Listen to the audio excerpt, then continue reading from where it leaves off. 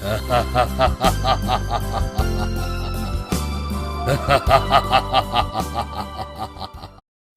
बार की बात है, राजीव नगर में रात का समय था। एक एम्बुलेंस जोर जोर से सायरन बजाते हुए जा रही थी। तभी एम्बुलेंस के आगे एक गाड़ी चलने लगती है। एम्बुलेंस सायरन बजा रही होती है, लेकिन गाड़ी के अंदर बैठे लोग एम्बुलेंस को रास्ता नहीं देते। गाड़ी के अंदर बैठा राजन सुरेश से बोलता है, अरे यार सुरेश, दे देना इस एम्बुलेंस को रास्ता। कब से दिमाग खा रही है सायरन बजा बजा कर। अब तो नशा भी उतरने लगा है इसका सायरन सुन सुनकर। चुप करो राजन, देखो ना कितना मजा आ रहा है। बजाने दो उसे और जोर जोर से।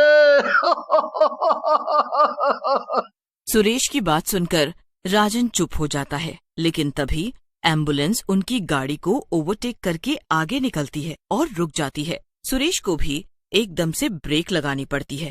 देखो देखो, बहुत दया आ रही थी तुझे एम्बुलेंस वाले पर।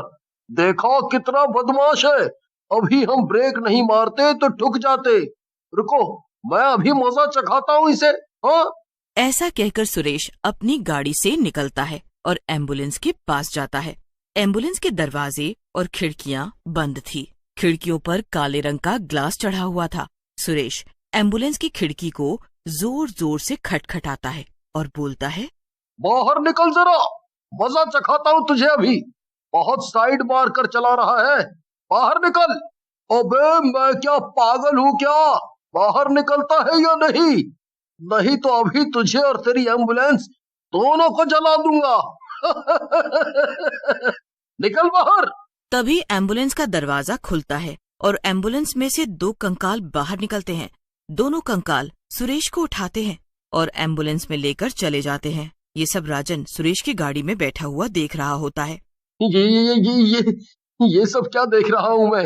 ये तो कंकाल है, लेकिन कंकाल एम्बुलेंस कैसे चला सकते हैं?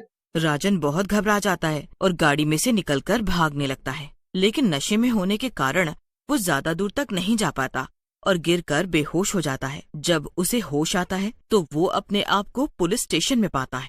मुझे बचा लो, मुझे बचा लो इंस्पेक्टर साहब, वो खूनी एम्बुलेंस मार डालेगी मुझे। राजन की बात सुनकर पुलिस वाला हैरान हो जाता है और पूछता है, खूनी एम्बुलेंस? क्या बात कर रहे हो? ये खूनी एम्बुलेंस क्या होता है? तभी इंस्पेक्टर के सामने खड़ा हुआ दूसरा पुलिस, जिसका नाम अनिल होता है, बोलता है, खूनी एम्बुलेंस। लगता है तेरी रात की चढ़ी अभी उतरी नहीं है। कुछ भी बोले जा रहा है? मतलब कुछ भी नहीं। मैं सच कह रहा हूँ पुलिस जी, मैंने सचमुच अपनी आंखों से देखा कि दो कंकाल एम्बुलेंस से बाहर निकले और उन्होंने सुरेश को उठाकर गाड़ी में डाल लिया। इंस्पेक्टर राजन की बात सुनकर वहाँ से बाहर आ जाते हैं और अनिल को कहते हैं, अनिल, न जाने क्यों मुझे लगता है कि ये लड़का सच बोल रहा है। कुछ तो गड़बड़ जरूर है अनिल। तुम इस लड़के पर नजर रखो और फिलहाल इसे घर वापस जाने दो।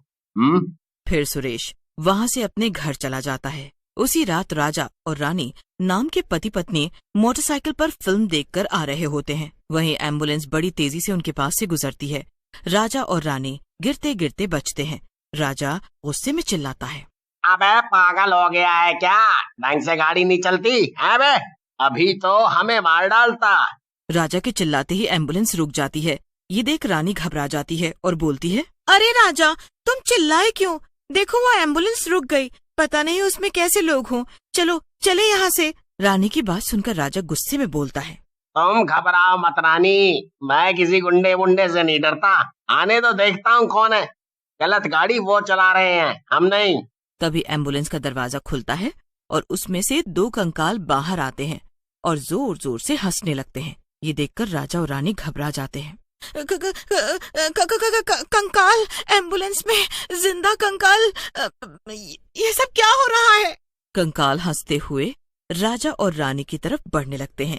ये देखकर राजा बोलता है, रानी तुम यहाँ से भाग जाओ, ये शैतानी कंकाल लगते हैं, ये हमें मार डालेंगे। इससे पहले राजा और रानी वहाँ से भागते कंकाल उन दोनों को पकड़ लेते हैं और एक कंकाल हंसते हुए तुम दोनों ने हमें रोका है और अब यहाँ से जा रहे हो।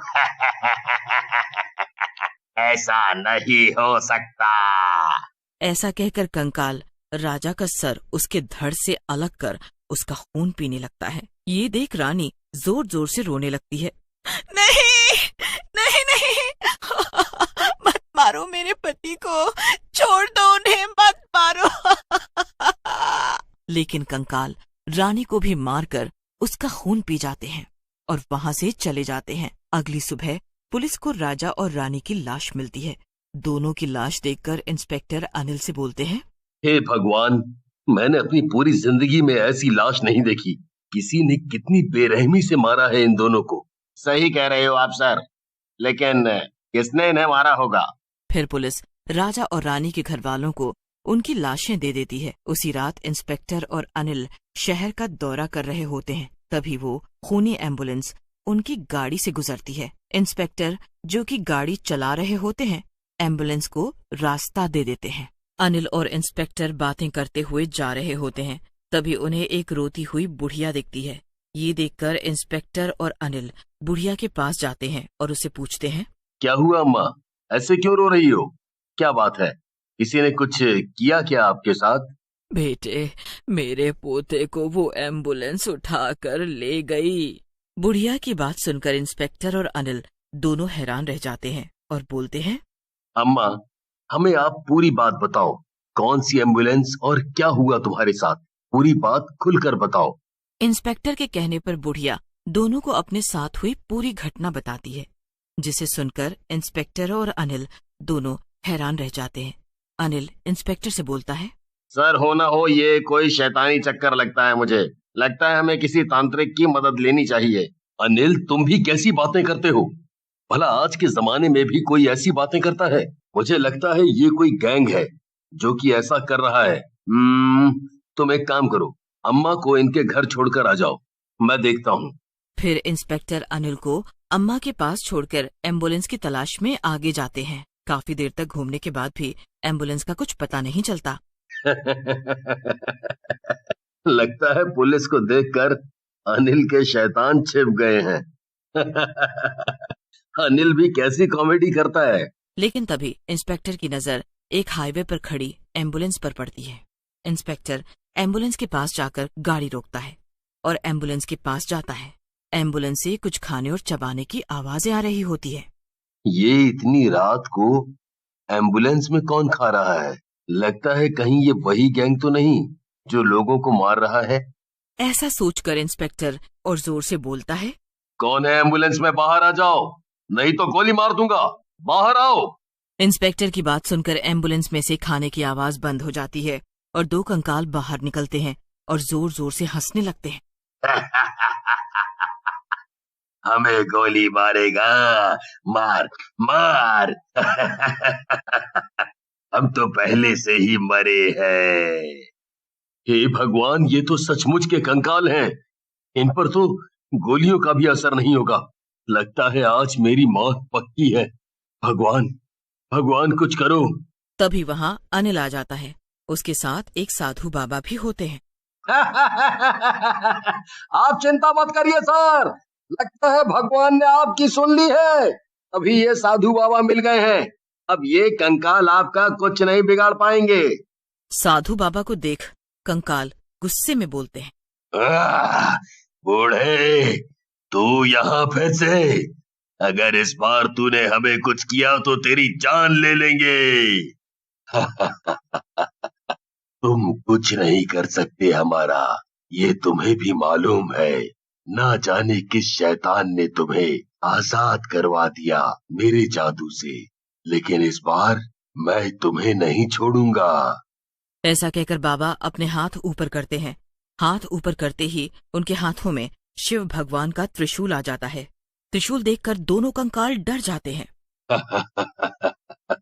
ये भगवान शिव का पवित्र त्रिशूल है, इससे तुम्हारी मौत पक्की है। आज तुम्हारे गुनाहों का इंसाफ यही हो जाएगा। ऐसा कहकर बाबा त्रिशूल दोनों कंकाल की तरफ कर देते हैं।